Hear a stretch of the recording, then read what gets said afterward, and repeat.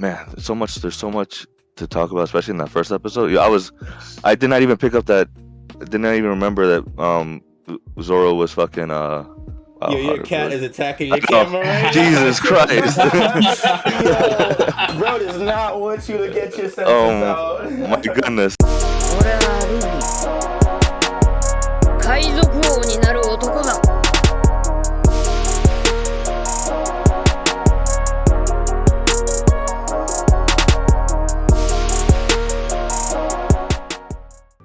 What is going on, guys? It is your boy Cali Mac on the track, Never Whack, bring it back, and we are back with Strawhat Sitdown, episode 70.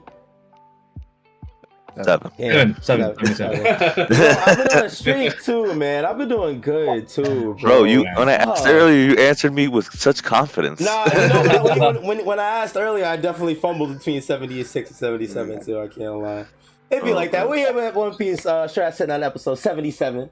I am here with almost the crew as usual because today we have a special guest who is a returning guest, but it's still a special guest. Frankly Built is in the building, ladies and gentlemen. Welcome, my brother. Welcome, bro. What's up, guys? What's up? Yeah, nice to have you back, man. You know, we had to bring our boy back for a really cool episode. There's a lot of stuff going on, you feel me? We got a lot of stuff to talk about. Especially this week. Yeah, this week was hectic. This week was a week to be a One Piece fan, absolutely. I'm still here with the rest of the crew as usual though. Strawhat in the building. What's going on, brother? Nothing much. I'm just here for it because One Piece is dunking on the world right now, and I am here with front row seats, just watching the spectacular magic. So ready to talk about it. Love to see it. We love to see it. Mr. G in the building. What's going on, What's good, everybody? Yo, a few shout outs real quick. Yo, Frank, thank you for coming. YHuss, thank you for coming to fucking New York, bro. Brother, thank you for chilling with us last weekend. It was awesome. I hope you had a good time. I absolutely did, bro. Thank you for having me. Really, of course. Nice, man. I appreciate it. You and your wife are the best hosts ever. Thank you. No, I appreciate that. Shout out to my boys Angel and Nate. We had a volleyball tournament for their birthday, and that shit was awesome yesterday. And also, huge shout out to One Piece live action cast and crew because I think they killed it, bro. Like, yes, sir. I got a stat real quick before we go into it.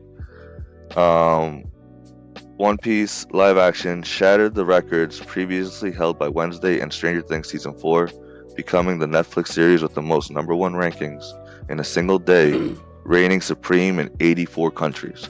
That's insane. That is actually insane. I'm not gonna lie. So, we will talk more about it in a few, but fucking congratulations. Shout out to y'all, man. Thank you guys. Like, that shit was awesome. So it's definitely lit. That's definitely lit. Big shout out to the One Piece live action. We're gonna get into depth in that in a little bit. We're gonna talk about the first episode. E3, my brother. How you doing? What's man? up?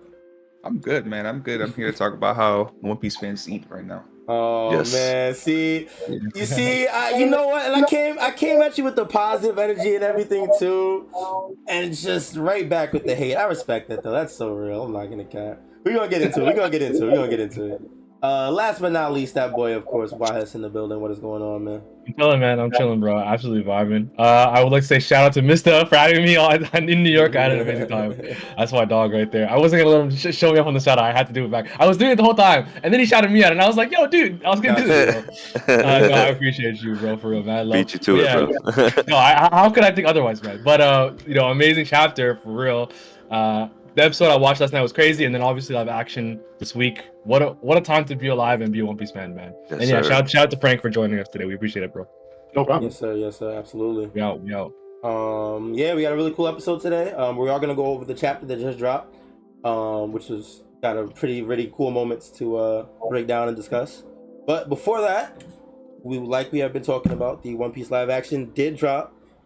It has received very good acclaim. I've seen nothing but positive reviews from a lot of different sources, both official and on the internet, like Twitter users and things like that. All of us saw at the very least the first episode. Some of us have seen the entire series, but for this section of the show, we are only going to talk about the first episode. We may or may not go over more in the future. We have some plans for that. We'll stay tuned. We'll figure that out. But for now, we're just gonna talk about the first episode. Fire. Fire. Absolutely. I'm gonna just say fire. You feel me? Like I thoroughly, I thoroughly enjoyed it, and I enjoyed it a lot more than I expected to. My expectations were definitely tempered, as I assume a lot of people's were, being a live action adaptation of an anime. I was very pleasantly surprised, man. I was very pleasantly surprised. There were a lot of times where I was just smiling and laughing, like, wow, this is really One Piece. Like, it was good. It was good. But what do you guys' thoughts on it? Go ahead, man. Go ahead, man. Go ahead, man. Okay, so just talking about the first episode. First episode, I loved it. I thought so. I remember seeing the trailer, right? Or not the trailer, but the teaser. And the teaser, I was sold on Luffy for the most part, but I was a little bit reserved about like how he was kind of being portrayed in the teaser. I'm like, okay, I don't want them to go too hard, because that infectious energy that Luffy has, I felt could only really be done in like an anime or a manga because of the medium that it's being expressed under. But they actually nailed it. It has like they nailed the perfect amount of tone that Luffy is expressing in the live action, and the amount of delivery is super believable. It's super well done. And what's the actor's name? Inoki or Iñaki Gudo. Inaki. He is perfect. He is the perfect Luffy, in my opinion. I agree. To be doing. I know D3 season right now more than hearing that shit. I know it. Oh man. Oh my god. That's fine. That's fine. That's fine. We could all have different opinions about it. That's completely fine. But for me personally, I think he does a phenomenal job at what he's supposed to do. And the first episode build up in terms of establishing Gold Roger at first, establishing the time skip 20 years later, you have Luffy just right there. I think it's really done, because if you remember the anime, it wasn't quite like that. Yeah, we didn't. Yeah, it was just, it kind of just. Nami, the first Straw Hat we see in the anime, technically, I think she appears on screen first. Yeah. She wasn't like a part of the crew. She was just. That's true, right? Yeah, she was on the ship thieving, right? Yeah, you're right. Shit. And it was interesting because they didn't go that route here in terms of, starting off with Luffy on a regular sailor vessel, because that's what it was in the anime. It was just straight up a pirate invading another pirate ship or whatever. Yeah. Or like, I thought that was pretty cool. But they definitely changed a lot of the source material. From, I like it though. I like how they condensed it. And it was tasteful. It was tasteful. They did a good job. And the craziest shit I've seen so far was fucking IGN review, where they gave it like a 6 out of 10. Bro, because it stayed too close to the source material. I have never seen that as in a negative connotation. Like, you can't win, right? Yeah, literally. And another thing that they said was that it had no heart. And I'm like, what were you watching? Bro, don't pay no attention to that IGN review, bro. Like, first of all, that person who they don't have a consistent person that views anime or watches anime or whatever to do these reviews. The Cowboy Bebop reviewer and the live action One Piece reviewer are two completely different people, and they gave that the person who watched the Cowboy Bebop one gave that a 7 out of 10. Like, what? Stop the cap. There's no way. I heard a lot of bad things about the Cowboy Bebop one too, so that's crazy. Yeah. Like, I will say, I think it's important to note that Mod watched the entire thing, so that's where his whole point of view is actually very valid. I actually, on episode 1, I thought Luffy was okay. I don't think it was Luffy's fault. I don't think it was Inaki's fault. For me, I thought the writing of the character, I thought Luffy was like a lot more suggestive of his ideas than the Luffy usually is. I feel like he's going with the flow more in the manga and the anime. He's like letting people do their thing. But in the live action, I think he was more prodding Kobe to think about what needs to be a good and bad Marine, which is like, it's cool to have his thought process. but I think it's like they changed that a little bit, which I don't think actually is like a bad thing. Obviously, you can tell with some characters like Zoro, they really changed a lot of the sensibilities of the characters. Like Zoro's way more edgy in the live action, and I think it's Oh to yeah. go for a needs different to go audience. bigger. It need. I mean, like it's modern viewing. It can't be as Exactly. drawn out as it was in the '90s. You know, like they need to get people hooked. Like, oh, what? There's bad, you know, especially for anybody who, if you finished all 8 and you know the very, very, very ending and what they tease, like they need to implant that real early on. Yeah. So. Yeah. So I thought that was an interesting change. But I had an amazing time, and also I was probably more on the fence. I was like, it might not be for me. But the one thing I will say, the one thing that really impressed me was I know we saw the bounty posters in the trailers of like Cavendish and Bellamy. That was really, really cool. But also like they had so much character scenes. Like the first time you see Zoro, he's getting an invitation to fucking Baroque Works. Yes. And when he fights the girl Nami fights in Alabasta, and Mr. One, Nami and him are talking to them, and they're like, "Yo, Ronor Zoro, didn't we invite you?" And he tells them, "Yeah, Mr. Seven came to give me an invitation, but I wanted to be number 1." Yeah. They never. Yeah, so he's like, that happened in the manga and the anime, but they didn't. That's it. It happened once. So it was cool that those kind of Easter eggs and moments for people who read the manga and watch the anime. Like I'm glad to see that. And even beyond that, I had a great time. I think the cast is amazing, and like I said, the decision to cut things and where they placed them was tasteful. I'm just sad I think Kobe got a little bit shafted on a little bit of his moments, but that's all good.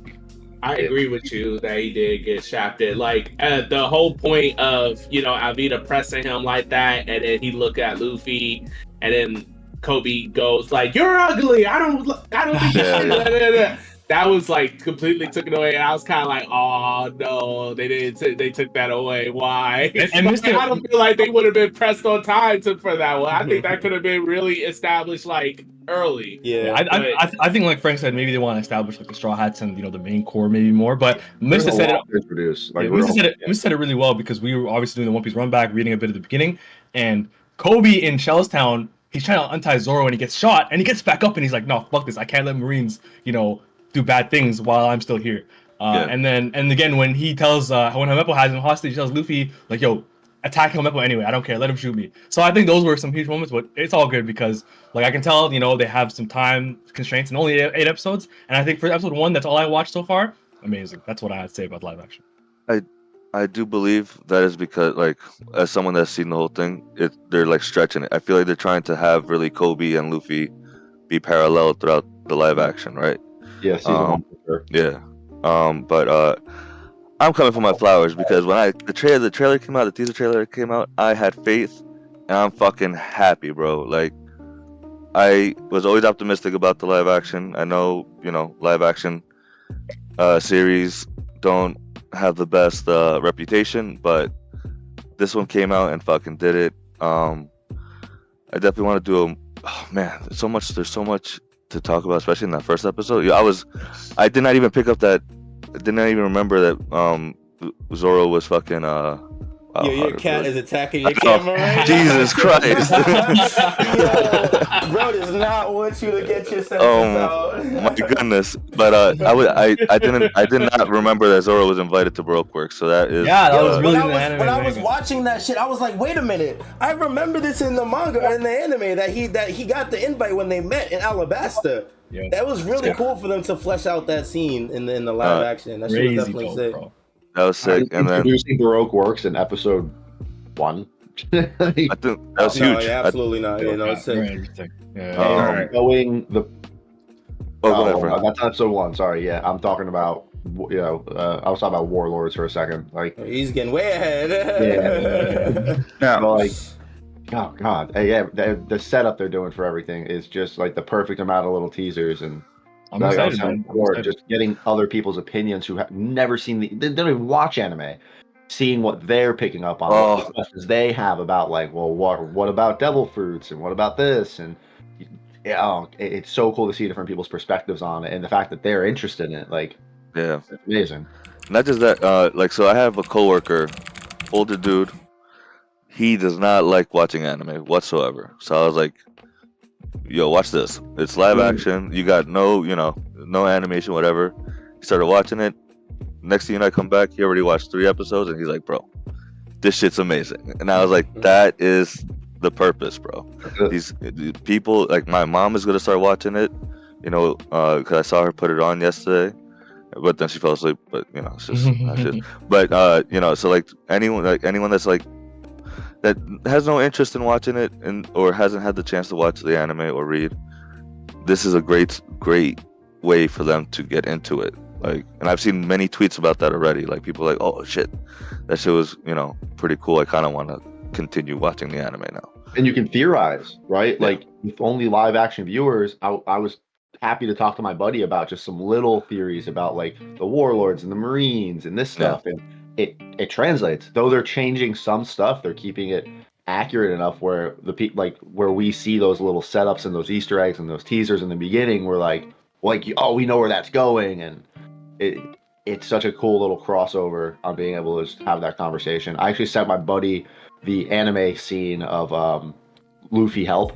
me to just give him that, because he was like, that was such a cool scene of them just sitting around waiting. And I'm like, the way they do that in the live action too, getting to just send them clips of like where they pulled the source material from. And now I would have never been able to send him a clip of, you know, before Nami crying. He was like, what is this? Why do I care? But now I can send him that, and he's like, oh, that was really cool how they recreated that or what they changed, you know.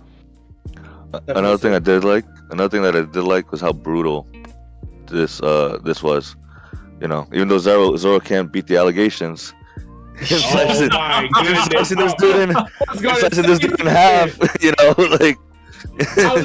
I was gonna say something. I was like, do they know what they were doing when they did this? Like, oh no! They definitely had Matt Owens, the showrunner. I believe his name is Matt Owens. He definitely did that shit on purpose, bro. Like, fucking minority hunter Zoro. Like, he doesn't stop. He actually just doesn't stop. That's crazy. No matter what medium. No matter what medium. All three mediums, baby. I was like, geez, they did not just do this. Like regular people who do not watch, and that's the Easter egg right there. That's a community Easter egg. That's not even like that's not even like a regular One Piece like Easter egg. That is a fucking if you know type thing. Yep. Like, oh shit! I was just like, no way. I'm gonna give my opinion, right? Yes, sir. Yeah, what I was waiting for. It was too positive in here. It was too much praise in here. It's time. Before I say it, I'll say that I think the live action is a great medium to get people into One Piece that haven't experienced the show before. I was doing the immunity, like, yo, before I say what I gotta say. That's real. But I'll be honest, Luffy was boring as hell to me. Like, really? I did not like. Have bad opinions. It's cool. And that's cool. I mean, y'all can have y'all's opinions. I'm gonna have mine. I think that whoever did Luffy was really boring. Like, he didn't keep me entertained in the show. He just I don't like his face. Like, he don't That's look crazy. Oh, that's crazy. Wait, real quick, D3. Is it the actor or is it the writing? Like the character, Is it the actor himself? Is it like the writer's dialogue for him, or is it like both? I think it's more the actor. I think it's more the actor. Like, I just don't think he fits Luffy for me. Like, I don't think of Luffy and look at this nigga. Like, I don't like it. I will play to your point a little bit, because I do think there were certain moments. I will say that I do think he's a good Luffy. There were moments where I was like laughing and he's just being a fucking goofy ass idiot like Luffy would be. However, I do think that there were moments where I was taken out of his character. But I don't think it was necessarily. It might have been him as an actor. It also might have been his accent a little bit, because his lisp talks through a lot in a lot of his lines. Mm-hmm. There were definitely some moments where I was taken out of the character a little bit, and I was like, "This is." Yeah, and that's what I'm saying. Like, I think he does the goofy parts good, because like he feels that part of Luffy. He feels that fun side of Luffy, but I just can't take him seriously. You know, I actually think it's probably a good point to like, inject that. Like, Oda did say he picked him because he made him laugh. Yeah. So that's pretty interesting that you say that, actually, because it kind of goes with that. Like, again, that's no disrespect to him. There's no disrespect to the people that like the show, because I think the show in itself is amazing. It's like I said, it's a good medium to bring people into One Piece that haven't experienced it before. But it's not for me. I'm not really big on like Netflix live adaptations of anything anyway. I think it's the best anime live action I've seen. Yeah. That's not But even saying much. it's not saying much because all I've seen was that Death Note and Cowboy Bebop. But Japanese Either- Death Note was good. Japanese Death Note is good. Yeah. Yeah, But yeah. he's talking about Netflix. Have y'all Yeah, seen but Netflix anyone said- seen Japanese Bleach at all? No, No. Oh, okay. Well, never mind. sleep. Callie's never watching that. Absolutely not. but I think Hater. it deserves the praise it's getting. I could tell just by the production and like the quality of the show that they put a lot of effort into it. It did. That's true. And Very, they very do measured opinion, man. they do a lot of stuff that keeps the actual like medium of One Piece. So I think it's great, but it's just not something I enjoy. I think some of the actors are just very off-putting to me. I think some of the characters are really ugly. Like what the fuck did they do with Arlong? Like that nigga was ugly as hell. But Well, yeah, but you're going off of the trailer though. Like, throughout, I'm partially someone going off as- the trailer, yeah, but as someone that watched the whole thing, Mhm. Arlong was fantastic, and I think they did the Fishman very well. Using the prosthetics, I like like that brought life, and like it felt like they were actual fishmen.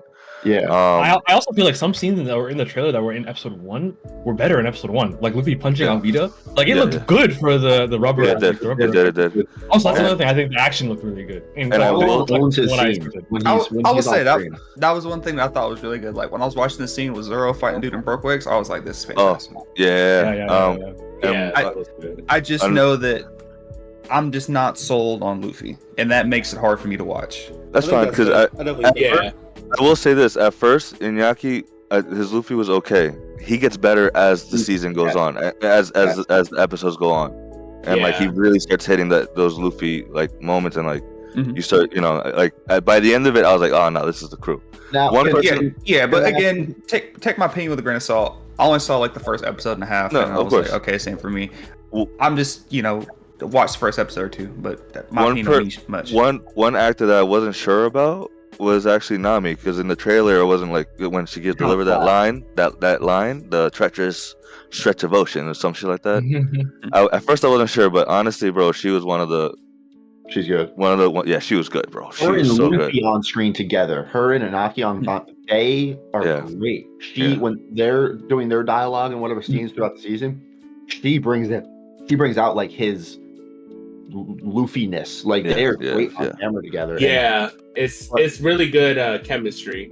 so can I ask though about, you said you really Yeah. didn't like him, you don't like him too much. Mhm. Now, you're looking probably at Luffy through the whole of One Piece. The Luffy we have now in the anime and manga, post Wano. No.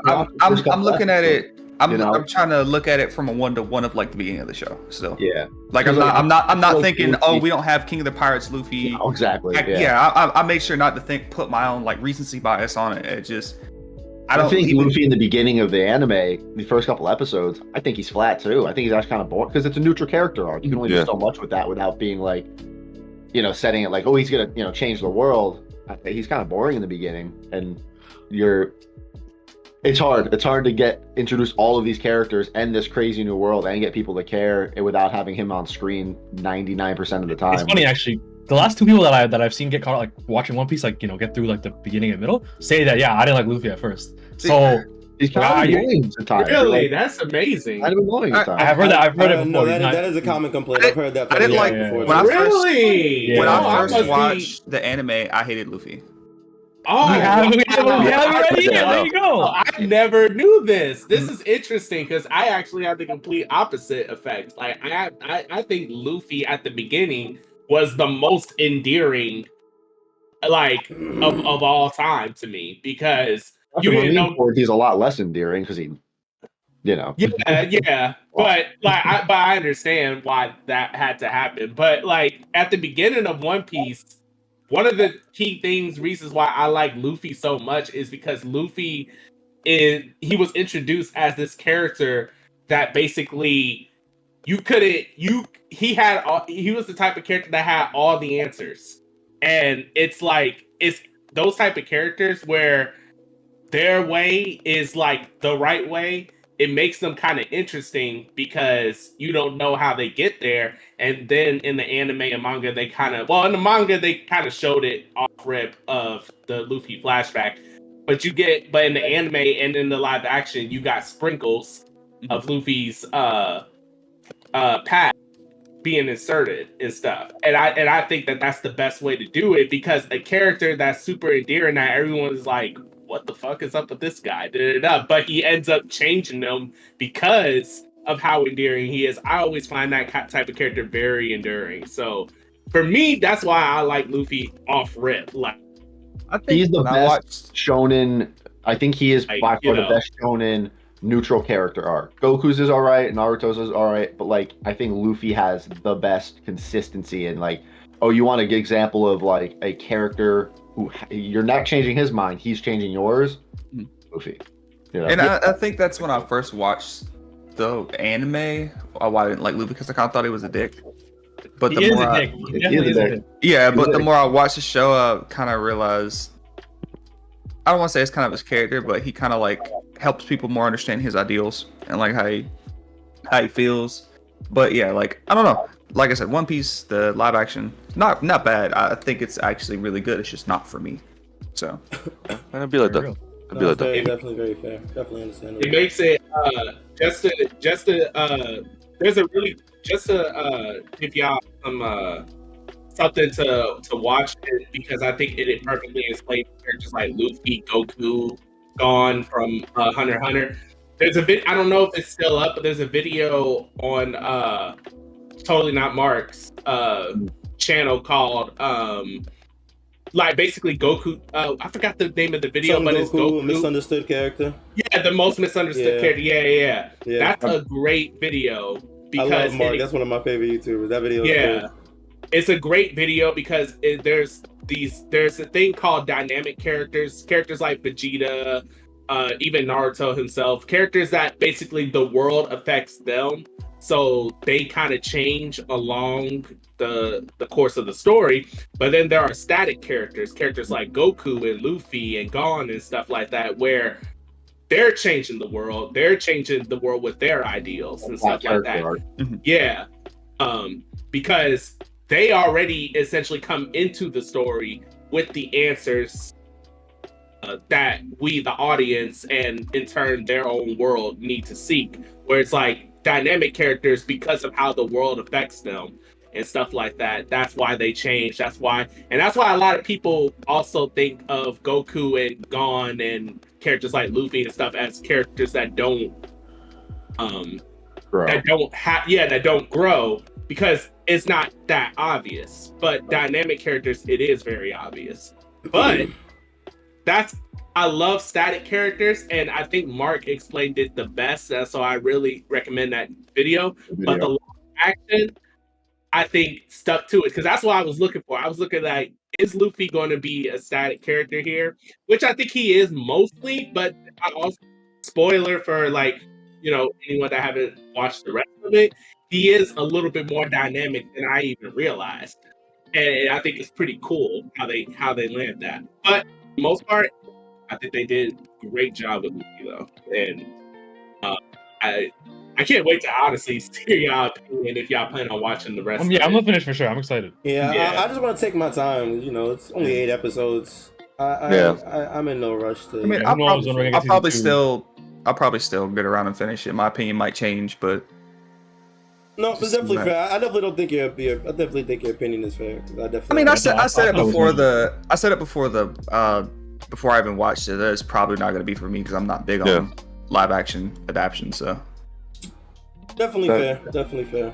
Buggy steals the show.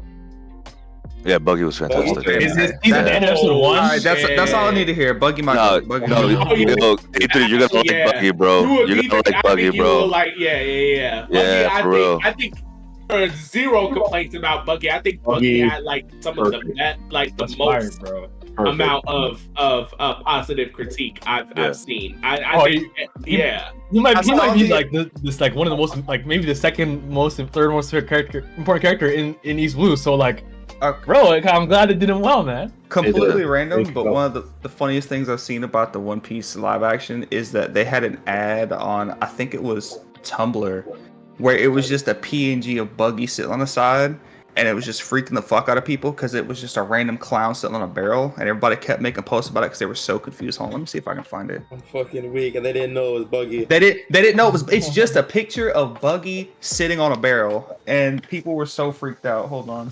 People are scared of clowns. They dirtied him up. They gave him some pretty foul lines, and it's Yeah, he was menacing. I did like that they were cursing. Like Zoro's like, giving the finger to the number 7. Like I like that shit. Yeah, you definitely see the mature elements in the story a lot more in this in the live action version. One thing I wanted to ask y'all, what do you guys think? Because I did see this complaint about Zoro. What did you think of Zoro? Because they were like, they changed his like reasoning, like and how he joins Luffy and stuff like that. So yeah, I wanted to see what you guys thought. same end goal. That's what I said. I was like, same end goal, like just a different means of getting there. Like I actually like that they how do you say? They went heavy with his bounty hunter shit. Like he's got his list and he's going for people. Wait, what exactly was the change? He didn't mention Queen or something? No, he does man. Are no, we still talking about episode 1? Yeah, episode 1. Cause like how him and Luffy, like you were saying, Luffy unties him. Like he just goes finds the swords, right? He has no real reason to join Luffy right now. Yeah. And that was a complaint that people were having. And I mean, I kind of see it, but it's like kind of minimum. It's kind of small. I feel like. I thought it was Yeah, I agree. I think the reason why it's like it could be off-putting to some is because in the anime, when Luffy unties Zoro, and Zoro is immediately, based off of code of honor that, I'll join your crew, but here's the thing that he said. He said the minute you get in the way of my goals, though, you are done. Like it's over, and I won't have that. And so there's an immediate element of not distrust per se, but immediate element of antagonism with Zoro in the sense that like I swear the first chance I get, if you messing with my goals, I'm dipping. And but you didn't really see that for real in the anime like that, because he was still smiling, he was still laughing with Luffy and all that other stuff. And then it was only till we got to Baratier when he fought Mihawk where his convictions of being solidified as Luffy's vice captain, his first man, was solidified officially in the manga and anime. So I see why they went the direction they did here and why they took that part out, because Zoro, they wanted to play into that. Zoro was going to be a little bit more like, okay, you saved me, so I'm going to come with you, but, I don't mess with you like that. So, at least not right now. And that's what they had the whole, like, not a crew, right, moment. Right. Yeah. So I understand from both sides as to, like, why, like, some people may feel off-putted by it, but I understand why they did it. And personally, I'm here for it. I think that it was a good decision on their end. Agree. I look at this live action as like an alternate universe type thing. Like, what if Zoro? What if Luffy? What if Nami, etc., etc. It's not supposed to be 1-to-1. It's supposed to be, a real life version, and So I like it like this personally. Yeah, I agree. No, definitely good adaptation. Definitely recommend checking it out if you haven't checked it out yet already. Get your family. Watch it with your family, bro. Watch it with your family. So wait. Real quick, what is everyone's rating of the first episode out of 10? A 9 for sure, at least. 9. 8.5. Okay. I'll give it 8.5. Look at 8. I give it a 7.5. I give it also a 9. Yeah, I think for me it was more so like I enjoyed it way more than I expected to. They had stuff for everyone. It was some tasteful cuts. Maybe Luffy is like the writing for Luffy so far, but I heard like you guys are saying like it's gonna get even better, so I'm excited. Definitely gonna be lit. Perhaps we'll come back later with the full review when we all finish it and see what happens. But yeah, that was our thoughts on the One Piece live action. But we're not done because this is a busy ass week for One Piece fans. We got a lot of content. We also got a chapter. Yes, we Oda do. loves us, and we love you too, Oda. We do. Oda was in LA, bro. Oda was in LA, bro. No one knew that. No one knew. Yeah, no one knew that it was him. Probably there's a break this week, actually. Yeah, there's a break next week, unfortunately, and the way that it ended, it's going to be a long week to get through, but we're going to have to do what we can do and get through it, absolutely. Let's get into the chapter review. We good? I got the Discord stream up, so you guys can look at it on there. All right, let's do it. We are on chapter 1091, titled Sentamaru. We started off where we ended off last chapter with Kizaru flying into Egghead Island. We now get the full extent of the battle that's going on the shore between the forces of Egghead Island and the Marines. This consists of the Seraphim shooting at the Marines, the Sea Beast taking out some of the Marine ships, the Vice Admirals taking out some of the Sea Beasts. It's just a whole bunch of fighting going on the shore right now. Yo, it's mayhem, bro. It's kind of crazy. It's pretty chaotic. I feel like we haven't seen like a big scale with like a lot of strong people like that in a while. That was crazy. I mean, like a panel like just ended, but no, I mean like in one, like contained space, but you know what I mean. I do like seeing some like sea battles, sea warfare and stuff like that. You know, I enjoyed seeing that shit. Yeah, this is like war, but yo, Callie, there's 11 vice admirals, bro. Like, bro, 99% of Luffy's squad was Scrub-ass Samurai and Minx, bro. Respectfully. In Wano? Yeah. Like, there's, like, I'm just saying, like, I feel like this is like, look at this page right here, bro. Maybe I was wrong. I just feel like we saw this. I feel like this is literally Onigashima. It was just a battlefield with shit going on, explosions and yeah, I don't know. Man, I could be bugging. I thought the Vice Admirals were kind of strong, but my fault. It'd be like that. It'd be like that. We move back to the Labo phase, or Labosphere, whatever the case may be, and Usopp is watching the chaos unfold outside. And Vegapunk once again explains the chain of command for the pacifistas, and the new pacifistas, and explains that the island's defense should be impenetrable because Sentomaru has control of all the pacifistas. Usopp then notices Sentomaru is here. Not Sentomaru, Kizaru is here. Makes a remark on how he remembers him from before.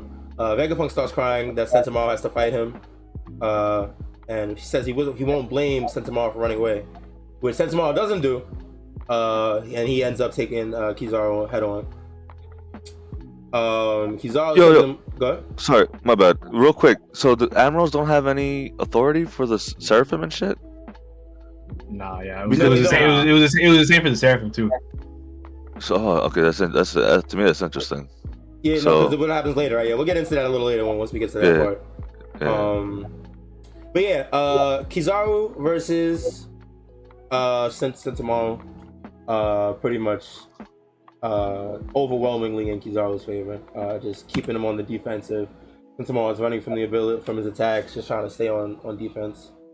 As he's running away from the attacks, he tells Kizaru that he made a promise with Strawhat, and he would take the side of anyone that creates an escape route for the man who saved his life. I guess referring to Vegapunk, right? Because as we see in the next panel, we get a flashback with Sentomaru to the point where he first met Vegapunk. We see a baby Sentomaru who ends up killing a whole bunch of bears who villagers apparently asked Vegapunk and Kizaru to kill. They end up finding Sentomaru who killed these bears, a lone boy in the wild. The boy exclaims that the villagers are weak and he doesn't want to go back there, but he needs money. Vegapunk, a younger Vegapunk, asks what Sentomaru wants to do with this money, to which Sentomaru says onigiri, which is a food, I'm assuming, right? Yeah, it's a rest bowl. He wants to buy Zoro's move. Yeah. I'm crying.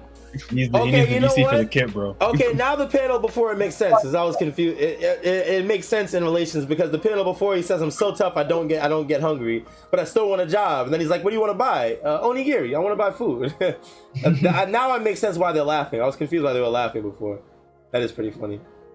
Kizaru says he was so adorable back then. Vegapunk hires a younger Sentomaru to be his bodyguard. Sentomaru asks Kizaru to teach him some fighting moves, which is how we learn Kizaru, or how we see Sentomaru learns a lot of his abilities, how he's become so strong. We flash back to the future. Sentomaru gets a hit in, a sumo strike, but Kizaru claims his defense is just as tough as Sentomaru's and ultralight beams him to the ground, knocks him unconscious. I'm pretty sure this fight went more or less how we expected it to go, right? Yeah. Yeah. Did anyone have any thoughts about like that line and how this battle went? Because through the flashback, Sentomaru basically learned, sumo. Well, I don't know if he learned sumo, but he learned more about protection and defense from Kizaru. And in the future, he said, or now in the present, he said basically like my defense is nothing to scoff at too, like or whatever. So I think that's an interesting revelation because we always thought of Kizaru as like the super speed guy, but never as like the supreme defense type guy either, right? Yeah. Was that like different for anyone, or is it just me? I didn't think of it. Yeah, go ahead. No, go ahead. No, it's all you. No, we're probably gonna say the same thing. I didn't necessarily see it as him being a supreme defender, because I don't think he didn't even say it himself that like his defense was better than Sentomaru's necessarily. It was just that it's as good as yours, you know what I mean? And Sentomaru got knocked out by Lucci not but 5-6 chapters ago, so Yeah. I'm taking it with a grain of salt. I'm not gonna lie. I was kind of hoping that okay. because he like learned from him and grew up with him and stuff, that he might have had a trump card type of thing to try to do something, but that was just not the case. Go ahead, sorry. Real quick, in chapter 1089, you actually see when Sentomaru's talking to Kizaru, he's eating onigiri. Oh wow. Yeah. That's pretty cool. That is pretty cool, actually. Nice little, Did you what were you gonna say, bro? I kind of was hoping the fight would be more than just one panel, because like I would like a little bit more on Sentomaru because I kind of think he's a cool character, but I agree. it is kind of that's my only thing. I don't So, care. Final saga pacing, bro. I'm not Yeah, gonna it's I do not Final care Saga that much about that nigga, bro. This is fine. I think Sumo is sick, so I like Sentomaru as a character. So He's cool, but if this is all we get for his background for the rest of the story, I will sleep well at night. I'm not gonna lie. He said that is okay. I'm not opposed to more. Though. No, I'm not opposed to more. I hope He we is get cool like more an SBS thing like that. I think him, Kizaru, and Vegapunk have a very interesting like relationship. Yes. And I hope, obviously, it's a Vegapunk and obviously now Kizaru arc. I hope we get more on all of them. So yeah, I agree with you. Maybe we will get more on Vegapunk and Kizaru because they didn't really answer why Kizaru was with Vegapunk yet. So Yeah, that's we true. probably will That's get true. more. No, I agree. So yeah, Sentomaru is knocked out cold by the Kizaru beam. Ultralight beams him. So then something really interesting happens here. This is what Mr. was referring to earlier. Kizaru picks up a device, which is an authority chip. Yeah. He says, into the authority chip, now that your control tower is unconscious, there's a change of plans, referring This is to an interesting line. Sentomaru getting knocked out. And this is definitely a line that's different than it is in the unofficials. Yeah. He then says to help the naval battleships sink the sea beast weapons. And the pacifistas immediately switch sides. We then see the Gorosei guy, whose name escapes me. Saturn? Saturn, yes. I remembered it as soon as I said it too. He says it's a shame, but if we only keep one, it should be the pacifistas. I don't know what he's referring to here. And this line is the sea beast, because they're getting smoked in the panel before. Yeah, because so I mean, you can only choose between keeping the sea beast or the pacifistas. Exactly. Okay. Yeah, because Kizaru snapped. He just gave an immediate order to the pacifista to destroy the sea beasts, and Saturn's like, you know what, it works out, but whatever. That's the better of the two to ask, to Absolutely. change. Okay, that's fair. So go ahead. one thing that I so with the authority chips, I thought it was interesting that the admirals didn't have any authorities at all with the pacifistas and the seraphim. Don't fuck with the marines, bro. Yeah, so I feel like these were gonna be like the elders, like elite guards in a way, type of thing, you know. But I thought that was interesting. Oh yeah, no, that's pretty cool. Sky Sanji brings up a good point where Kali, if you go back to like maybe 2-3 pages ago when Sendamaru cuts through Kizaru, this one right here actually, yeah. In Marineford, the admirals got attacked by people, and they're like, oh, hockey users. I think Akainu said it, but they did the Katakuri thing where they reformed their bodies because they're Logias. I guess Katakuri is supposed to Paramecia or some shit. I don't remember. Right. But so some people think that's an indication of future sight. It's actually a pretty popular theory. So yeah, there's that right here. Kizaru did the same thing basically. So I just want to point that out. I feel like he could have just reacted to the swing, because Sensamaru was jumping at him from the ground. He could have, but I think Katakuri had a line that basically like, if you basically my future sight allows me to, if I can't dodge in time, I can just reform my body. Like it was something about what Katakuri said or some shit. But yeah, it's just it's a popular idea. When people see this in the community, they use it as like an indication, but let's grain of salt. That's interesting. I wouldn't have thought of it in that way. I know my man Mod knew. Yeah, I mean, I personally didn't view this as future sight. From my personal opinion, I just thought Sensamaru. I mean, not Sensamaru. I just thought Kizaru like dodged it. But I see where they're coming from when it comes to the future sight thing. I think now with future sight, like Oda shows their eye kind of like notice something, like it zooms in on their face, something like that. Yeah. So I thought they would show it there, but yeah, maybe back in Reforged made sense. We didn't know what the fuck future sight was. Right. But here I feel like you would show it, but maybe it is. And I wouldn't be fucking surprised if Admirals had future sight. I mean, yeah, it makes sense. Like, yeah. I agree. I feel like I've just been taking an approach with One Piece where if it's not explicitly stated, I'm not assuming, because I feel like a lot of times with the power stuff, when stuff related to like power and hockey and things like that, it's 9 times out of 10 explicitly stated in some way, shape, or form. Yeah, I agree. Yeah, that's just the way I've been approaching stuff like that.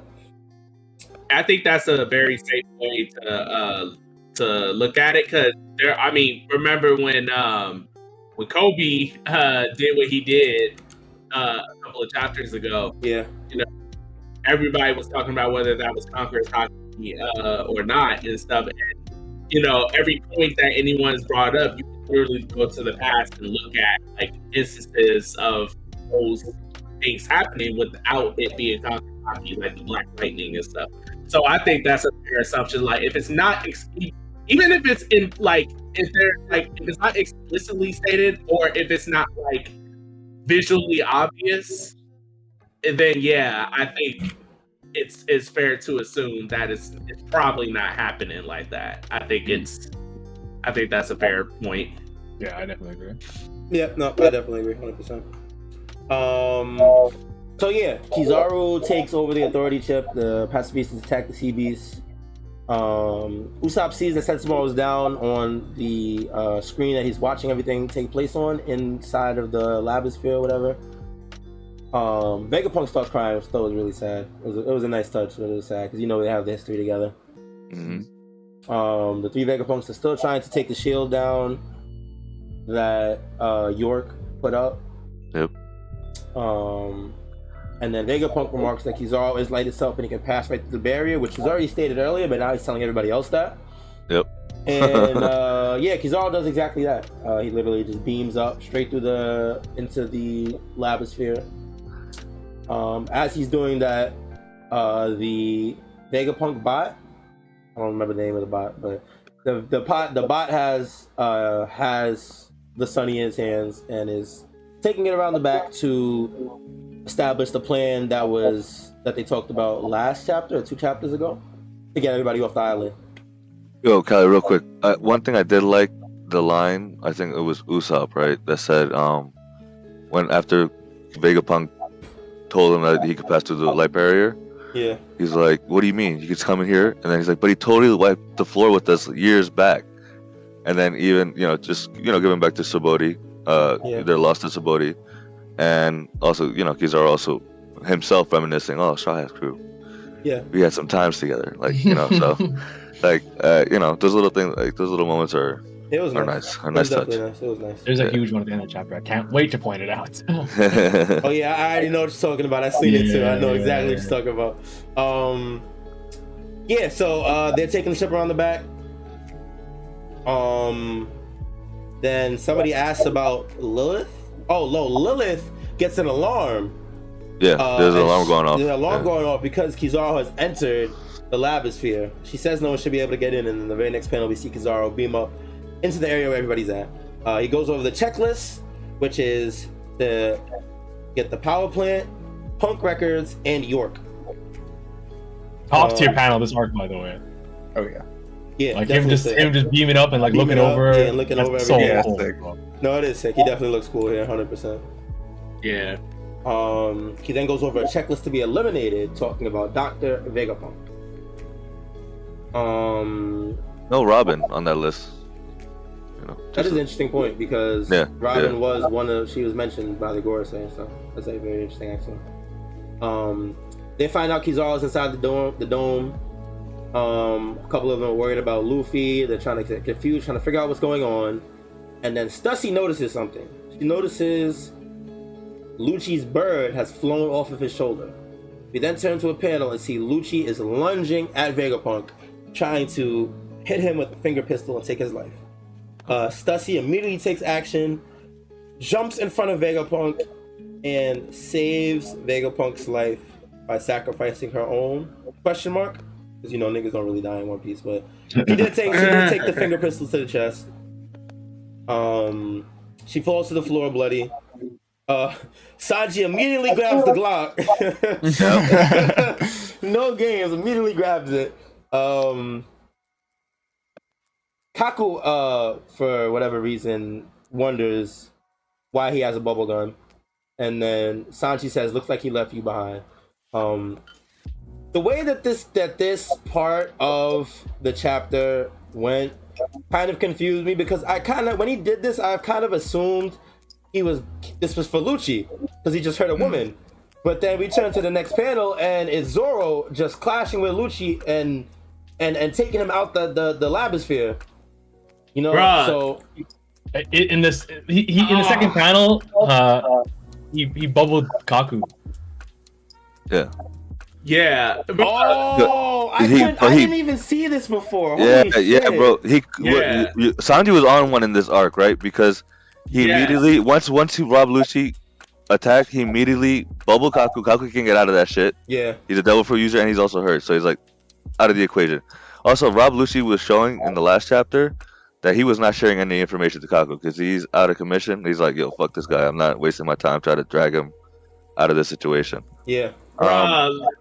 Another thing, Sanji. I gotta say that, bro. another thing that I noticed in the previous chapter, because someone on Twitter posted it. If you go back to the last chapter and you see Jinbei Seraphim, he's missing a hand, and that was the hand that Sanji grabbed when this dude, when the Seraphim Jinbei touched Nami or hit Nami with it. Oh yeah, I remember seeing that. Yeah, and he took off his whole hand. Yo, Sanji was on one this arc, bro. The swift reaction of Sanji is goated. Like my man immediately knew what's up. He grabbed that bubble gun and immediately put Kaku out of the equation. Like it's just straight up. Like, oh shit, it's going down. All right, boom, you're done. Nope. Yeah. Like that is like it. That is goated behavior right there. Like. You know, because he already knew that Zoro was on it too. Like, I imagine in the anime, when that happens, we're gonna see both of them like swiftly, like you know, quickly, like just do, you know, straight into action type shit. I'm so mad I didn't realize that he bubbled Kaku. That's so sick. Yeah, he just right into it. That's sick. I agree that it was cool, but my question is, I really think this is a Straw Hat failure. Like, how did they have this guy just walking around the whole time? Like, even after what he said to Luffy, like, once you uncuff me, to help you fight Seraphim, I'm gonna kill your whole crew. Knowing like he's a government rat, I'm just surprised he was walking around this whole time. I'm just shocked. I definitely think that's context that we get whenever if we ever get back to what happened in the past 24 hours. You know what I mean? Yeah. I'm kind of thinking from the previous day where they were talking. Where remember when Luffy was like, you can't beat me, so you're not gonna come after my crew, right? And then Lucci got pissed and was like, man, f you, I can whoop you. Like, yeah, I won't go after your crew or whatever, right? Like, maybe it has something to do with that. Maybe that's probably the reason why they didn't think nothing of it. But yeah, that didn't include Vegapunk, so That's what I'm saying, like not having Zoro watch him 24/7 to me was crazy. Like, I'm like, yo, this is like you guys deserve this shit. Vegapunk should have got killed because like this is a catastrophic failure. Sussy was on point, but if Sussy wasn't watching, their whole mission would have been a failure when Luffy promised to save him. So I really think this is like a complete Straw Hat failure in my opinion. But still, it was okay. They reacted well. Wait, you really feel like that? Bro, like if Sussy didn't react, Vegapunk was dead. I'm just saying. No, that's real. I mean, yeah, that's true, but like, I'm not gonna hold it against them or anything. I'm just saying, like, yo, I'm just surprised that they were like allowing him, like, just let him chill. I was just a bit surprised. They probably thought like, okay, Rob is not going to spring into action without Kaku. Kaku was kind of out of commission, and you remember Rob was also sneaking information or whatever. Or I guess it's not confirmed that he did that, but like, he is obviously planning something, but. That's for us, the audience, to know. But the Straw Hats are probably not thinking like, "Oh, we must like laser vision and focus on Rob, Lucci, and Kaku." But if Zoro and Sanji are there, you can kind of relax because they're like, they're in Jinbei, they're strong as fuck. So it's like, still though, it's poor planning on the Straw Hats for not immediately putting him in a fucking bubble after shit was done. Like. It's Rob Lucci, Yeah, I mean, but then again, I wouldn't be, scared of Rob Lucci after seeing Luffy fold this nigga in 0.2 seconds. But, that's just me. This is true. But Luffy not there with you right now, so wait. I will say this is an awesome litmus test for Zoro to see him against Lucci because we haven't seen that really happen. Well, Lucci's been downgraded. Wait, didn't they have wait, just to correct me if I'm wrong. Didn't they have a deal explicitly with Rob Lucci and Kaku for like unchaining them too? Like when they no, Luffy just said like, yo, I'm gonna smoke you. And Rob, that's what I was pointing out when they uncuffed him. He said, I'm gonna kill your crew. And then Kaku looked at him. He's like, do you not want to get uncuffed or something like that? Like, are you trying to stay in these cuffs? Why would you say that? Because he was still wilding. So, he was Rob Lucci's been wilding this whole time. Is what I'm trying to say. But didn't Rob also say like, I won't go after? Or no. I don't remember. I'm not gonna lie. When he was cuffed, I remember something. When he was cuffed, and Luffy, and he was like basically telling Luffy like, oh yeah, I won't do anything, whatever. And Luffy was like, oh yeah, okay then. And Zoro's like, dude, he's lying, like, or whatever. So, like, but didn't we also say back then that because how Kaku was coming at Lucci for being so blatantly like honest, that basically him and Luffy are like similar characters but from different like dichotomies or walks of life. So if that's the case, there could be some like not trustness there, but like in the sense of like, okay, he's probably a man of his word. He probably has some code of honor.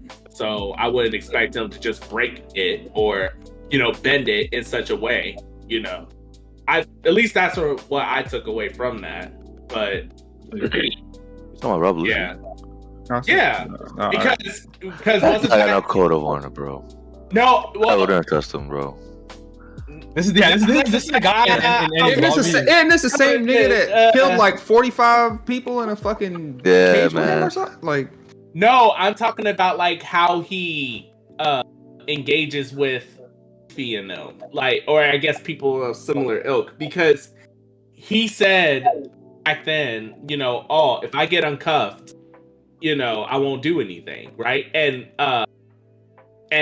Luffy was like, oh, okay, you're being honest. And then Zoro was like, no, stop it. What are you doing? And then later when Luffy and Zoro were asking him, what are you going to do when we uncuff you?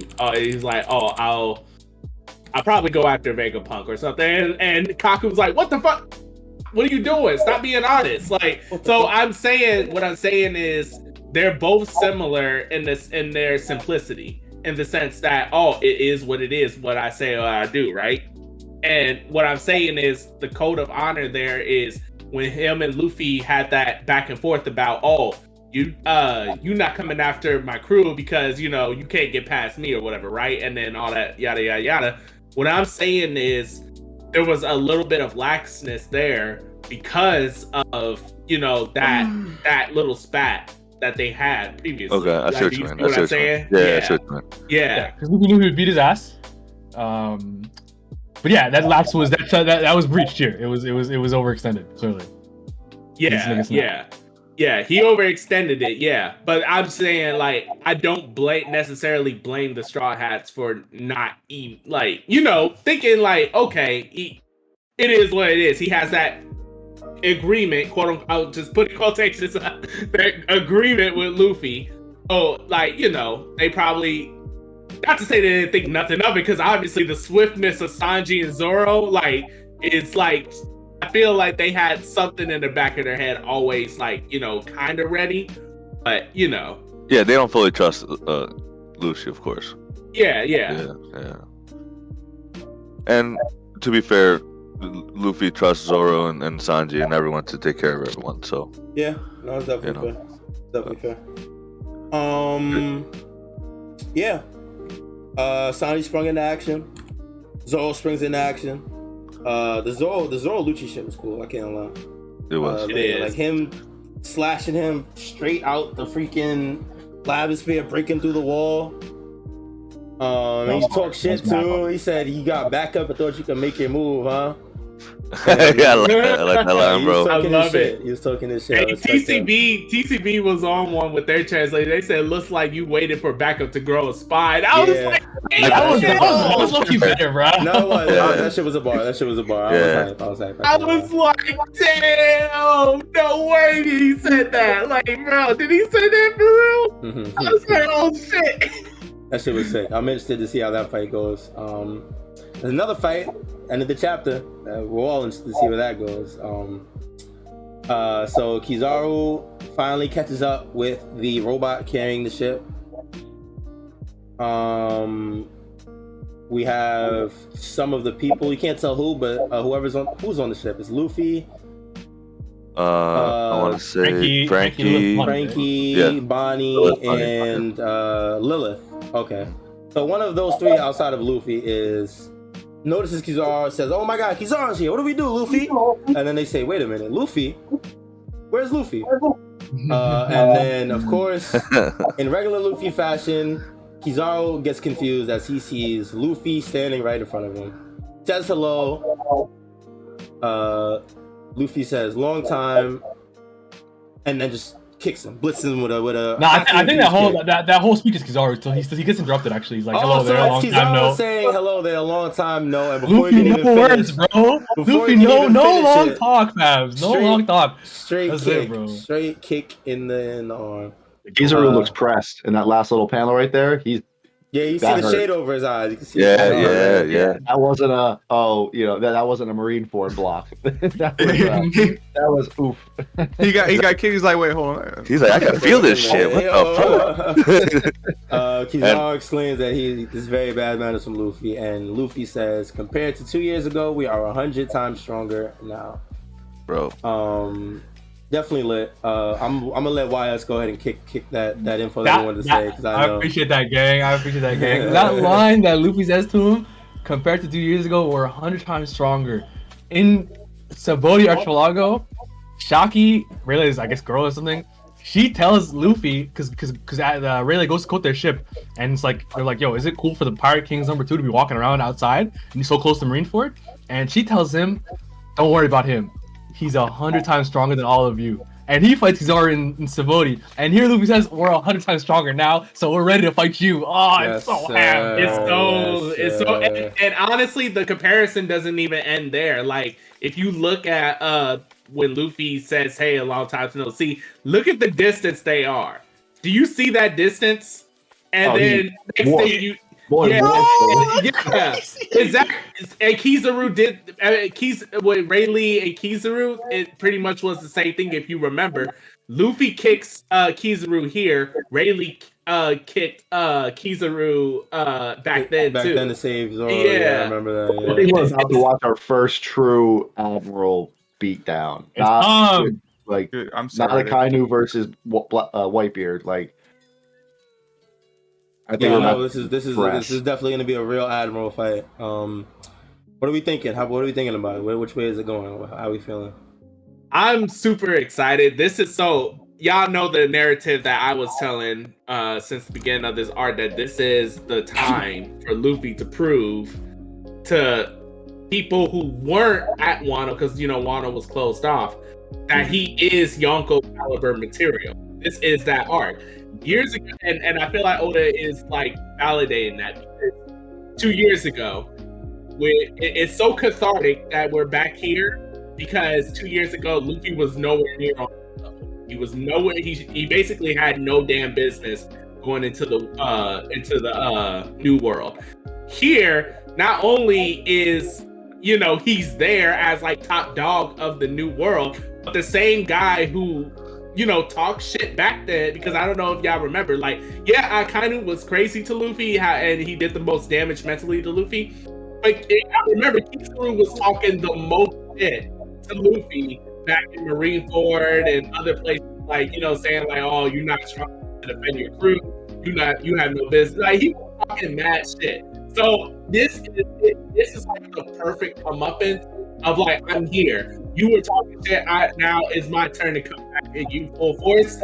And on top of all that, he like the fact that I think that we can finally rest the biggest debate between Yonko versus Admiral, because that even still persists to this day.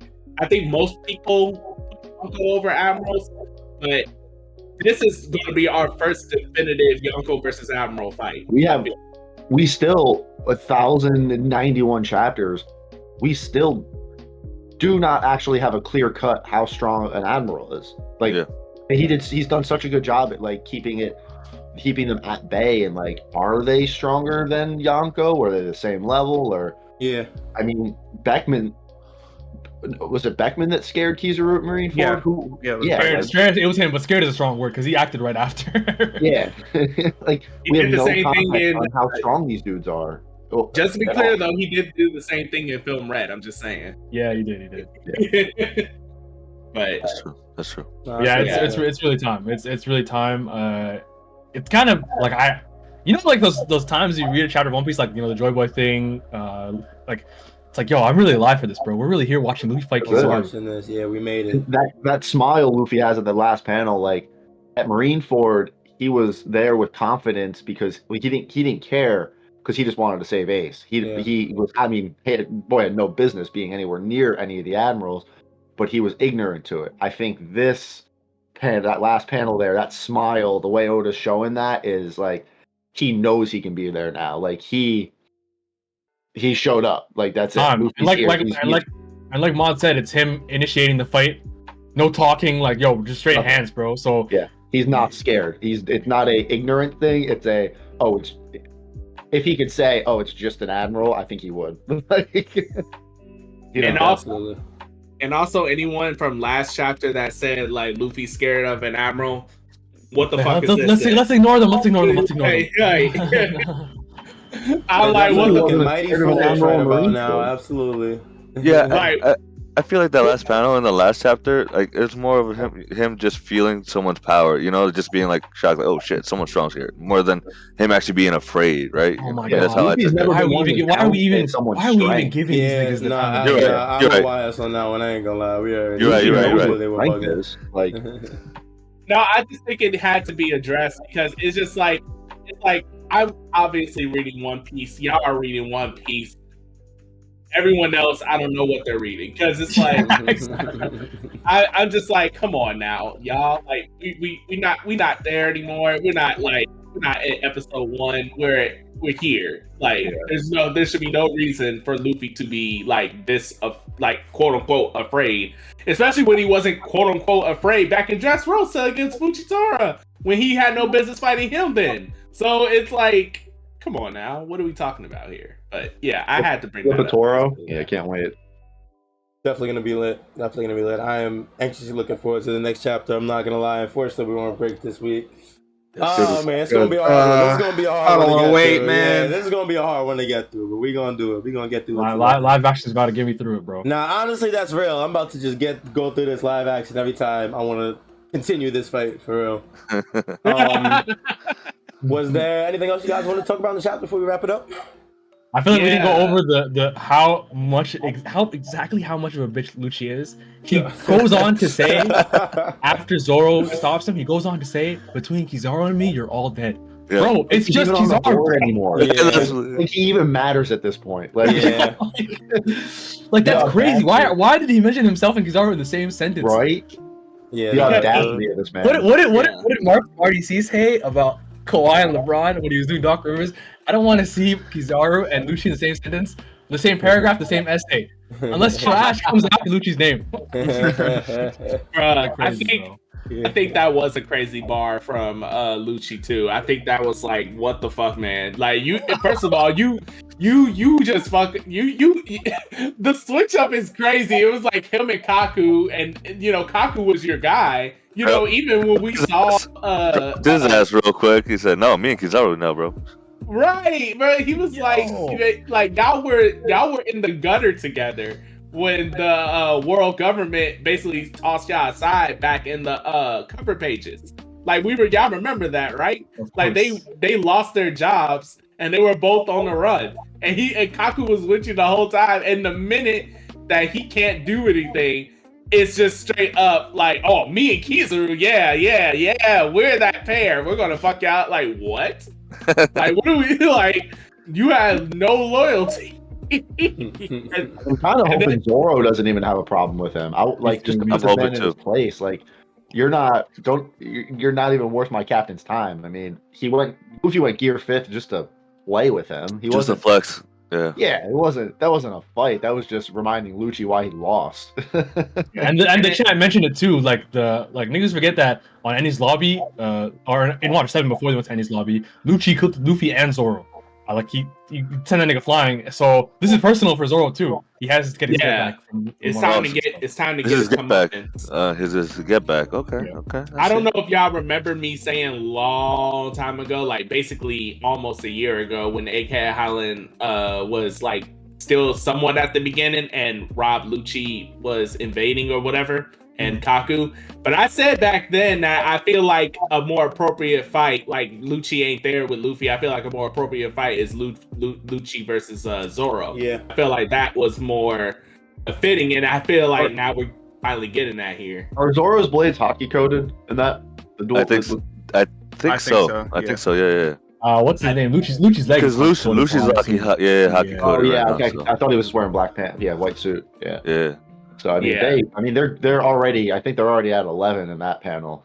I don't think Zoro's gonna sit there and to mess around, especially because they're inside with so many people around. I think Zoro's just gonna do it. Especially because they know Kizaru's nearby too. They don't want to have to deal with Lucci still. My bad. Yeah, they go through. My bad. And then Lucci finally also he's still talking shit, mind you, saying, me and Kizaru now we're working together, you're done. And Zoro said, you should know by now not to underestimate us. Like, come on, this is a Yonko crew. I keep saying that. This is a Yonko crew. Stop playing with my guys. They are there. They are him. They are him. They are him. They are them. You gotta ask yourself, like, who's winning? Like, Lucci or King? I think King could walk this man. Yes. That's just me.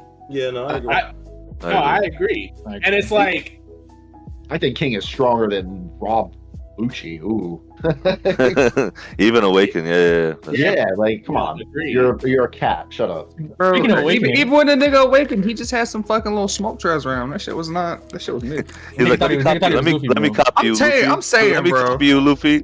Shit. He's like, that's my idol right now, bro. I secretly admire him. That's big, bro. Speaking of Luffy, or speaking of Awakening, I think Scott Sanji mentioned it in chat. Do you guys think we're gonna see the first Logi Awakening with Kizaru in this fight? Bro, I honestly have no idea what to how to imagine what Awakened Lugia would be, because Their powers are already fucking ridiculous as is. Yeah, I think so. It depends.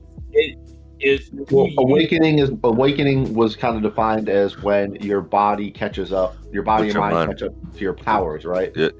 Mhm. I feel like that they kind of already are. Just by the nature of the fruit, like you can already kind of do everything that you can imagine between being light or fire or magma.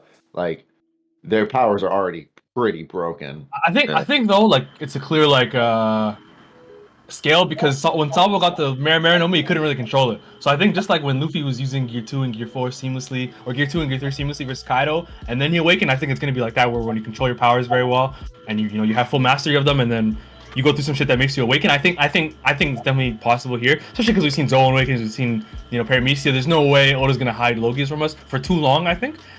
Jake said something interesting. This can't be a long fight in his opinion. I think that's actually like the crux of it.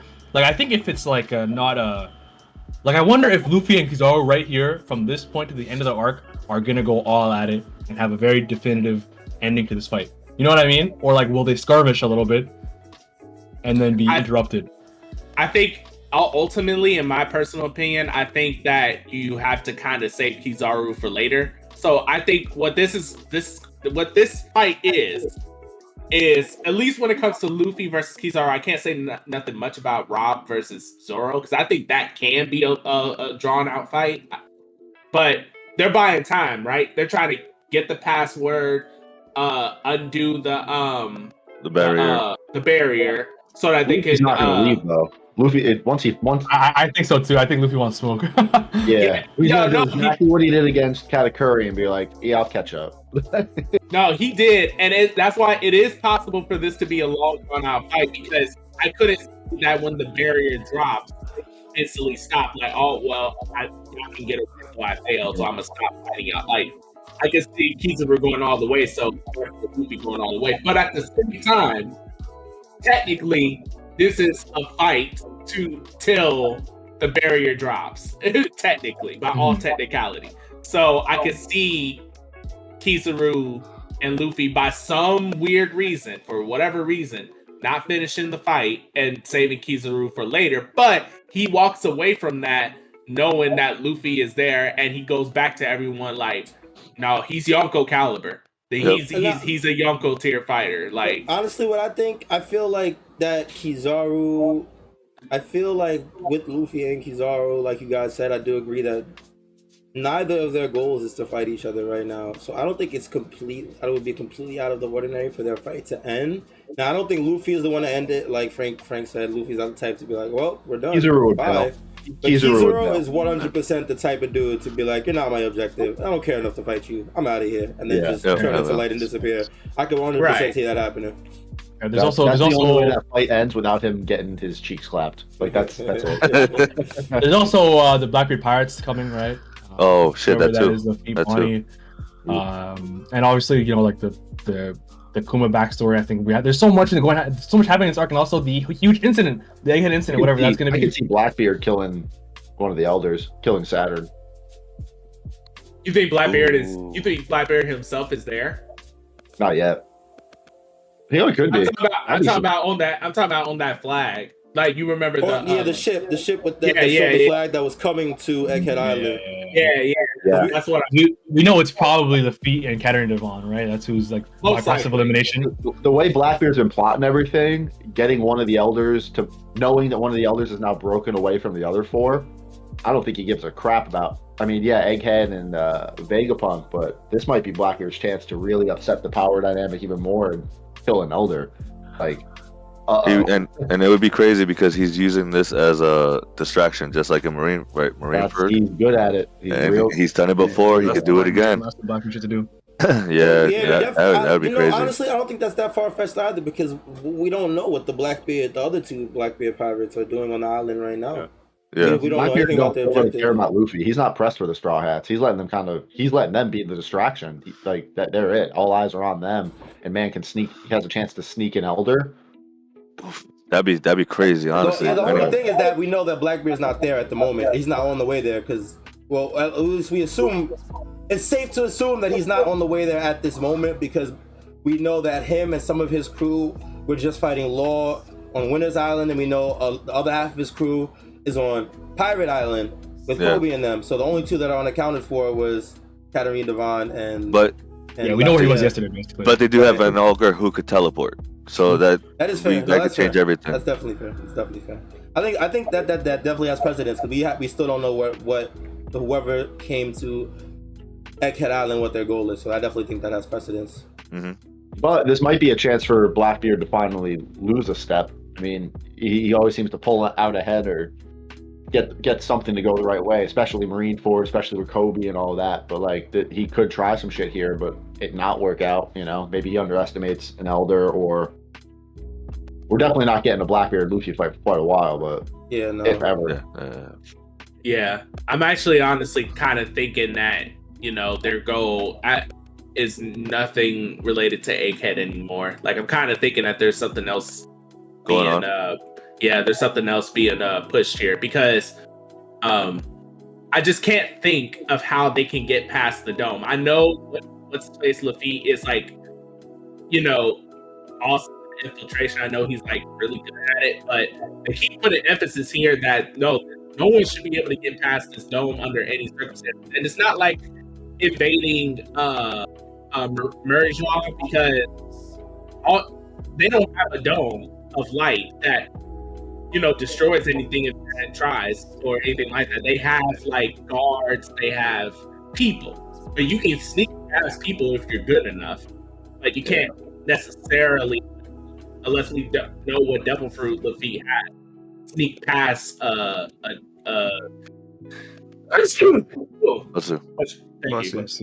Thank you. But they don't have a dome.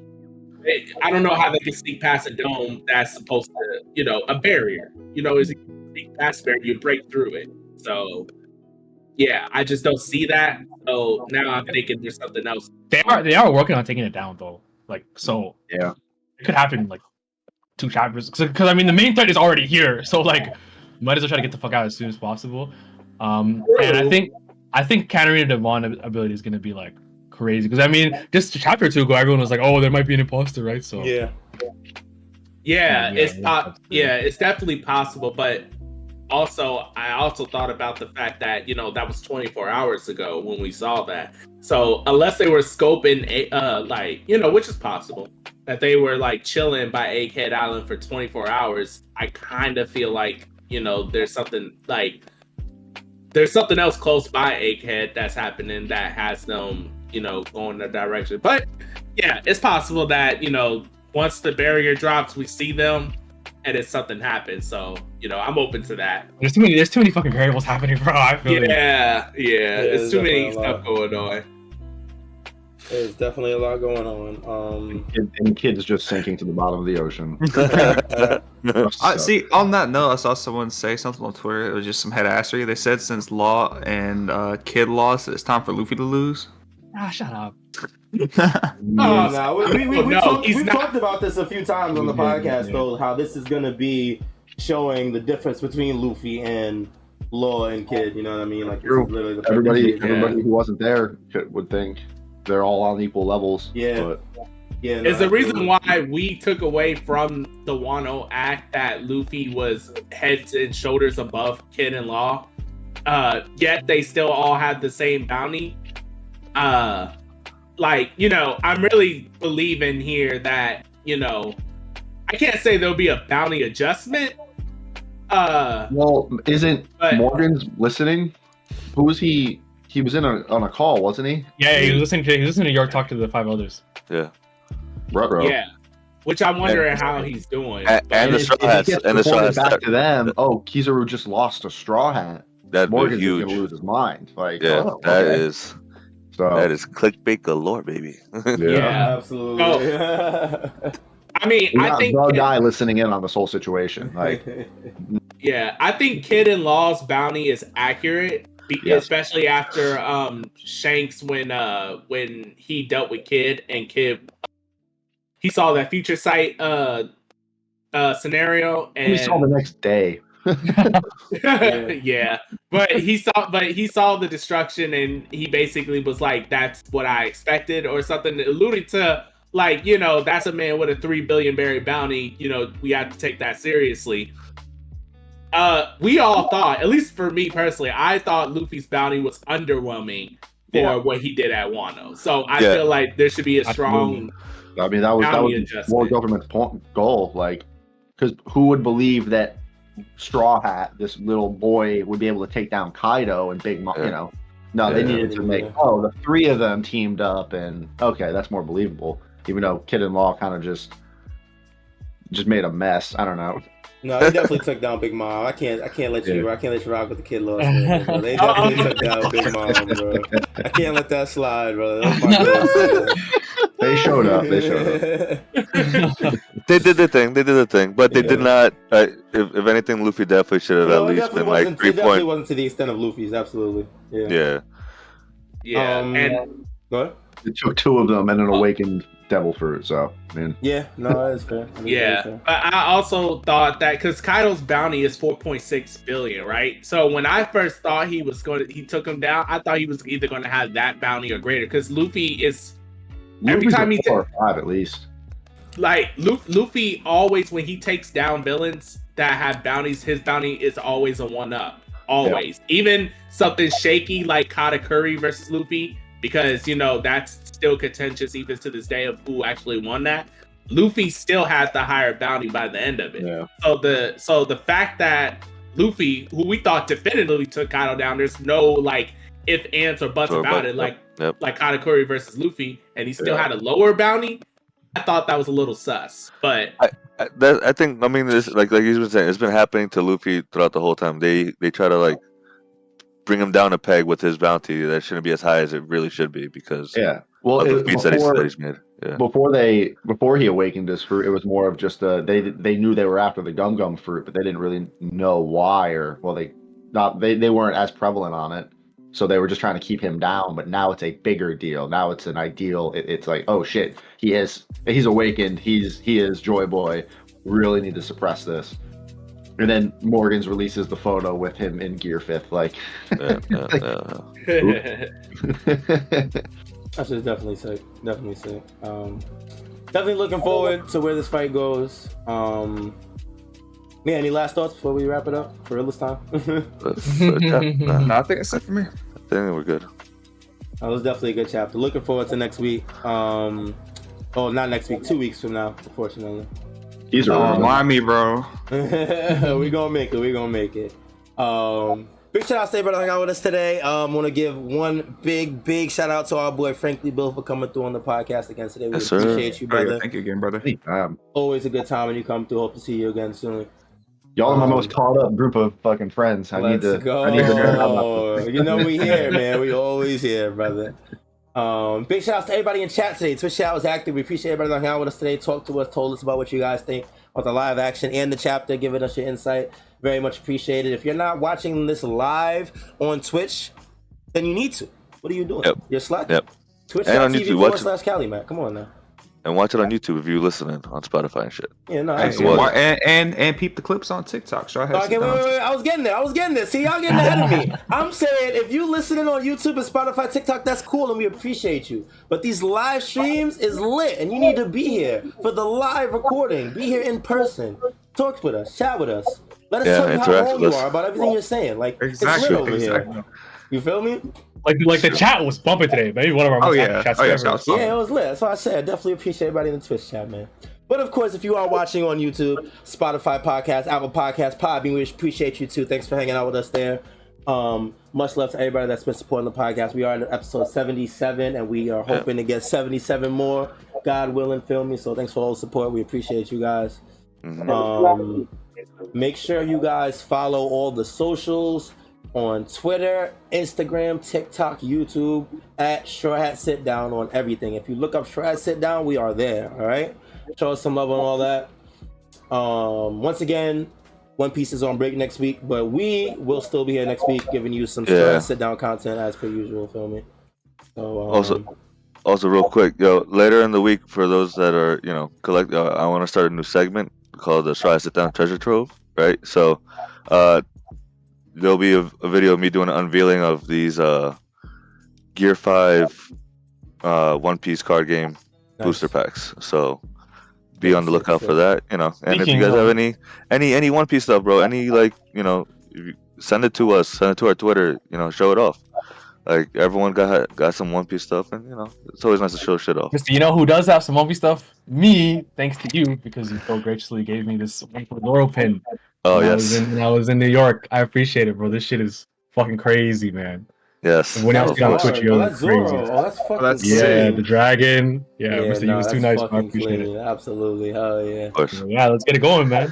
Yeah, that's definitely lit. We're gonna put a tweet out maybe a little bit later this week. Now, I mean, if you guys can show us all your swag, your One Piece collectibles, figurines, whatever you got, show us up what you got, feel me, and we'll show off all our cool stuff. You know what I mean? I know once Frank makes Euro, you definitely gonna want to show that off. Yes, sir. That 3D bill gonna go crazy. I'm just waiting on the blade. That's it. Oh, Ooh, sick, that's sick, exciting. sick. Nah, definitely want to check that out.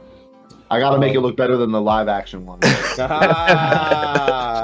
looks good. They did good, but I don't. The goal. Nah, took your shit. Let them know. Let them know they need to They hire should hire you. They need you, to hire bro. you for the next I got season. notes. Yes, sir. But, yo, Mihawk, I know not all y'all are caught up in the live action, but when that man gets more screen time, Bro, he owns that It's character. lit. He It's did. lit. He did. Yeah, no, He I did. gotta tap in. I gotta catch up. That's my mission this week Yeah. is to catch up. That man, they give him a lot more character development than they ever do in the anime and manga, and it's Yep.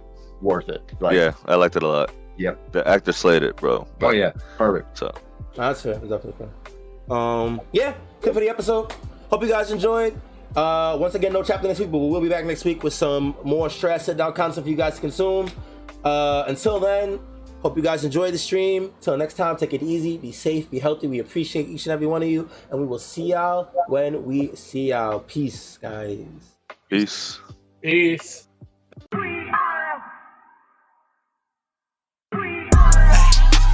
Who gon' get down? We are.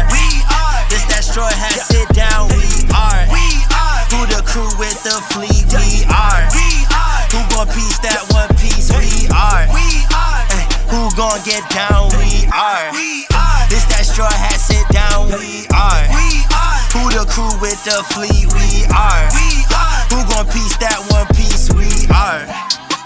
Strawhat Sitdown crew in the building. We Corona to these other podcasts. We gon' put these people in their feelings when they hear this, and they know that they can't top this. We spit facts and we poppin' every time an episode is dropping. We see D3 in the corner, Mister, that's a real G with the green screen in the background. Got him looking like he in a real scene. We got Big Mod in the cut.